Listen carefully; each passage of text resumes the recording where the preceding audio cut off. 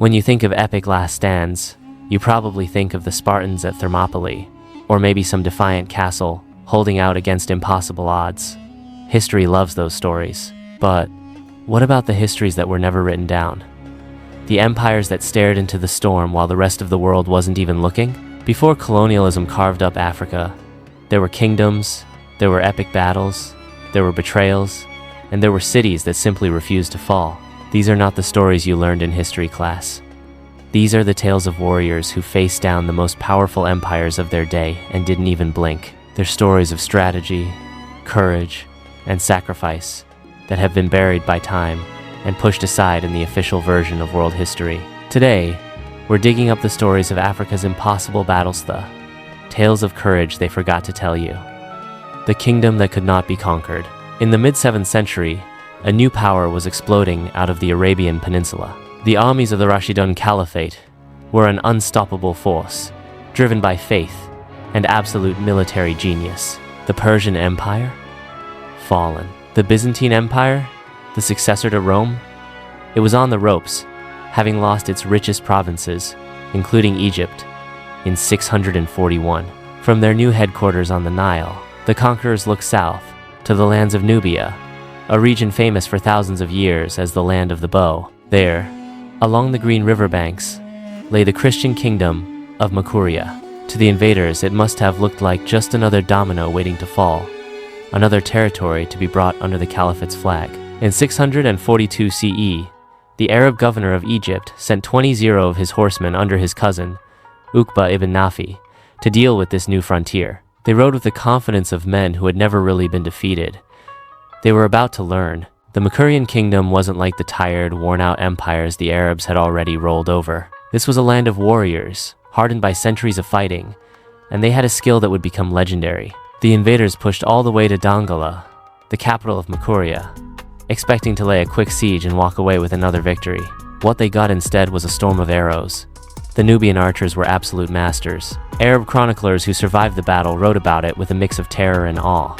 They said the Nubians fought with a blinding fury, letting loose waves of arrows so dense and so accurate that the invaders couldn't get close enough to even draw their swords. They aimed for the eyes with horrifying precision, and soon, the field was littered with blinded, screaming men. The invaders gave the Nubians a nickname born from pure pain and respect: the Pupil-Smiters. Stunned and completely beaten, the mighty Arab army was forced to retreat for the very first time. Makuria had held the line. But an empire like the Caliphate doesn't just take a loss and go home.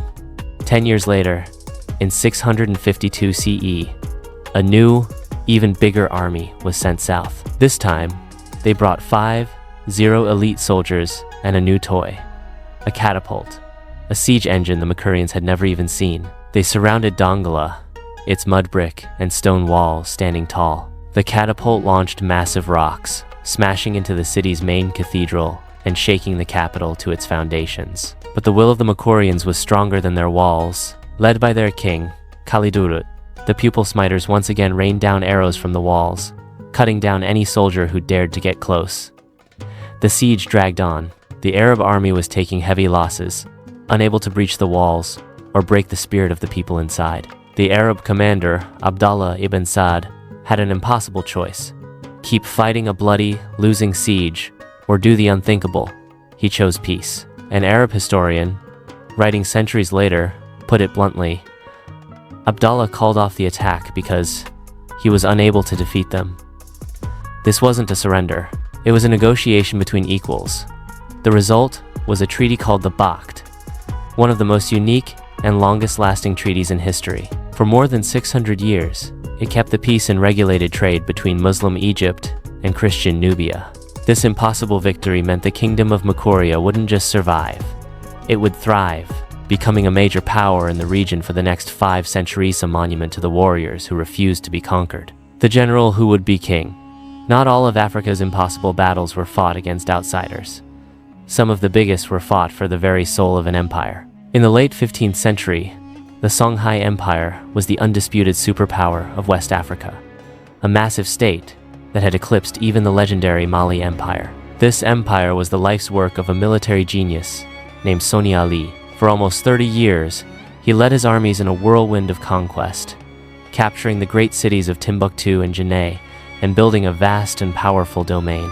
But Songhai was complicated. He was a Muslim.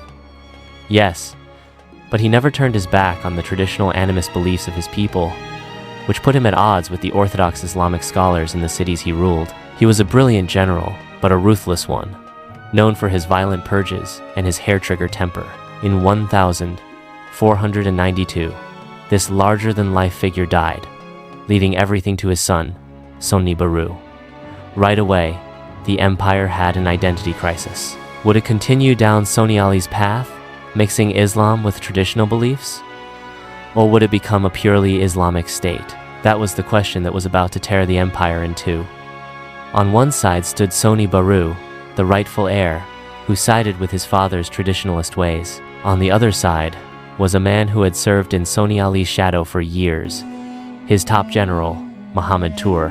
Muhammad Toure was a deeply religious Muslim and a brilliant military mind.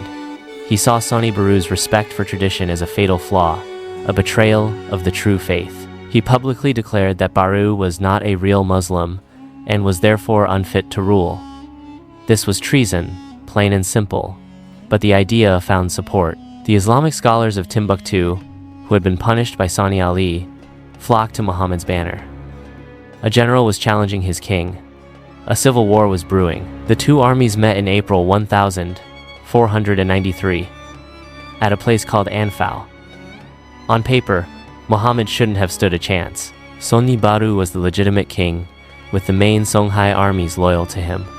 Muhammad Toure was a rebel, and his forces, while disciplined, were smaller. But Muhammad had something more powerful than numbers.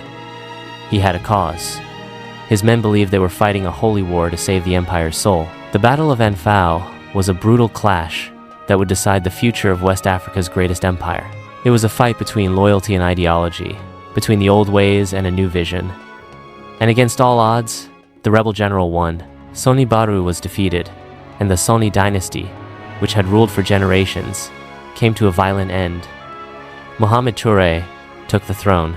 To make a clean break from the past, he refused the royal title of Songhai and took a new one, Askia. He would be known to history as Askia the Great. His victory at the impossible Battle of Anfao didn't break the Songhai Empire. It remade it. He wasn't just a conqueror. He was a legendary statesman. He created a central government, a professional army, standardized weights and money, and put Muslim judges in charge of the law. Under his rule, the Songhai Empire didn't just grow, it entered its golden age, becoming the largest and one of the best-run empires in African history. It was an empire forged in a single, audacious battle, where a general defied his king and created a dynasty. From the banks of the Nile to the heart of West Africa, history is filled with more incredible stories than we can imagine. The victory of the Makurian archers and the rise of Askia the Great are just two of these forgotten epics. They completely shred the old narrative that African history is just one long story of weakness and colonization. They show a continent of powerful, complex societies, of brilliant leaders, and of warriors who pulled off the impossible. These stories are a part of all of our heritage, a reminder that courage and defiance belong to everyone. They're proof that history is full of heroes, whose names we still need to learn. The only question is, what other epic battles and legendary figures are out there, waiting to be rediscovered? If you want us to keep digging up more of these untold stories from history, make sure you like the video, share it, and subscribe for more. And let us know in the comments which forgotten empire or unsung hero you think we should cover next.